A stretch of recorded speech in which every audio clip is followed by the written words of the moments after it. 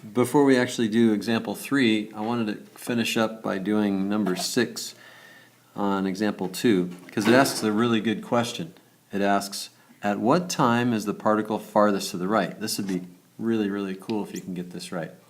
Farthest to the right. So if we remember, and we look at the graph here, we see that the velocity is positive from 0 to 5, from t equals 0 to t equals 5.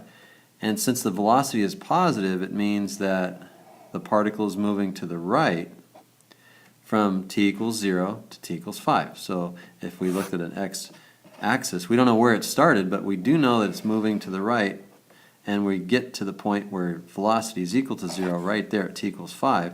And if the velocity is equal to 0, that means the particle stopped. Remember, it's at rest. And then it moves back to the left from t equals 5 to t equals 9. It's moving to the left. And so we don't know how far it went. We'll talk about that later. But if we go from at t equals 5, we don't know the position, but at t equals 5, the particle stops and changes direction. We know that at the time, at what time? So at time t equals 5, because the velocity is positive on the interval from 0 to 5, and velocity is negative on the interval from 5 to 9. That's kind of a big deal, and we'll talk more about that later, but hopefully that makes sense. And let's go ahead and go on to number 3, example number 3. So here we get an analytic example in which you're given a position function, and at a certain time we want to know if the particle is moving right or left, so we're going to be analyzing things completely. We're not given any information other than the position function. Okay, so we have to analyze this. Moving to the right or the left, well, that's velocity. Velocity at 0 equals, we don't know. Well, first thing we have to do to find the velocity is we have to find v of t, which is equal to x prime at t, which is equal to the derivative of this function. We know the derivative of t cubed is 3t squared. We know the derivative of negative 6t squared is negative 12t. And then we have the derivative of 9t is plus 9. The derivative at 11 is 0. So all we want to know is when this velocity function at 0 is positive or negative. So we can see when we plug a 0 in for t, we get 0 minus 0 plus 9, which is positive. Therefore, since the velocity is positive at 0, the particle is moving to the right at 0. Okay?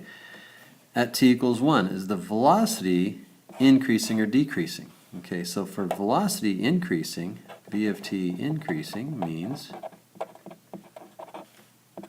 that the acceleration is positive. So we want to find the acceleration at 1. Well, to find the acceleration at 1, we need the acceleration of t. A of t is 6t minus 12. Well, a at 1 is 6 times 1 minus 12, which is negative 6, which is negative.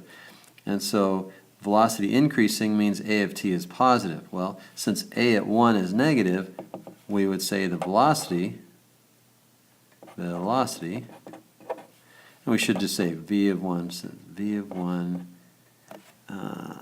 at t equals 1. So we say the velocity is decreasing.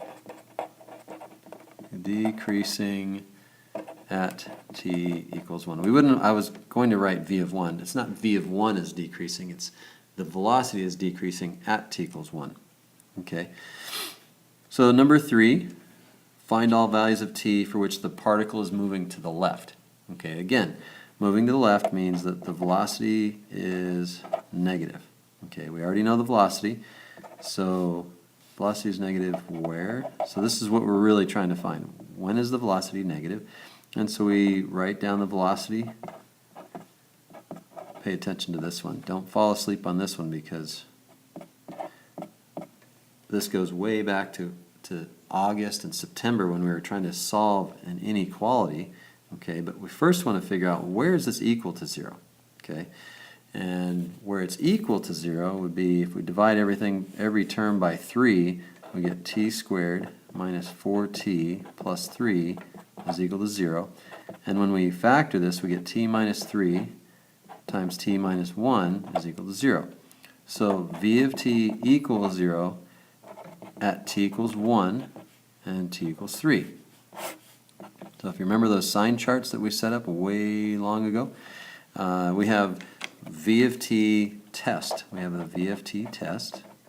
We're determining the sign of v of t based on the intervals from 0, and this goes 0 to, it doesn't say t starts at 0, but when particles are moving, t does start at 0. So on the interval from 0 to 1, if we replace t with, let's say, 1/2, okay, 1/2 minus 3 is a negative number, 1/2 minus 1 is a negative number, so we have a negative times a negative, which is a positive, okay?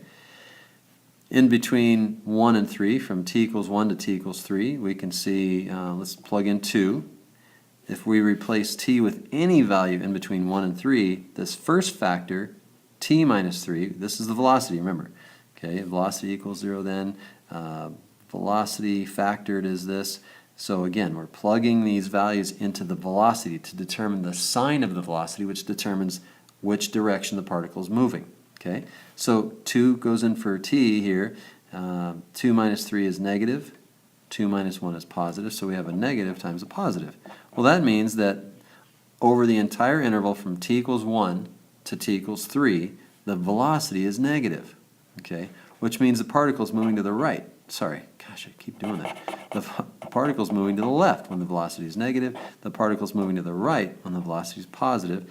And then from 3 to infinity, we can see that when we replace t with any value to the right of 3, we get a positive number here. Let's just plug in 4 or 5. 4 minus 3 is 1, 4 minus 1 is 3, so we have a positive times a positive, which means that the velocity is positive on the interval from 3 to infinity, which means the particle is moving to the right from 3 to infinity.